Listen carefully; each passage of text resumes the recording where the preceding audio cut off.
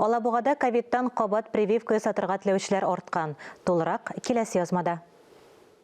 Безнең сәламәтлегебез үзебезнең кулларда дип саный 65 яшьлек пенсионер Светлана Колпакова. Ул ковидтан кабат прививка ясатырга килгән. Кан басымы тиешле нормада. Гипертония булуга карамастан вакцина ясарга кирәк дип саный. 40 ел мәгариф өлкәсендә эшләгән Светлана Алексеевна йогыштан саклануны кулай күрә.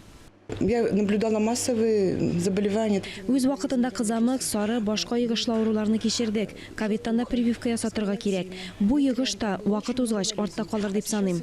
Алабугада ковидтан вакцинация дәвам итә. Хәзергә 45462 кеше прививка ясаткан. Бу планның 85%. Результаты исследований показали, что спутник Ви Татарстанда микрон белән чирләүчеләр бар инде. Вакцина ясатырга кирәк. Йогыштан саклану өчен иммунитетны ныгыту мөһим.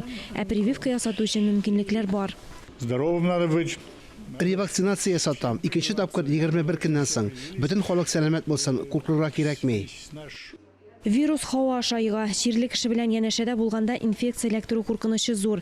Вирус таралуга ютәл, йөткерү, йыгыш белән зарарланган кешенең сулышы да йогынты ясый. Шуңа күрә куркынычсызлык чараларын үтәргә кирәк. Алар арасында иң нәтиҗәлесе вакцинация.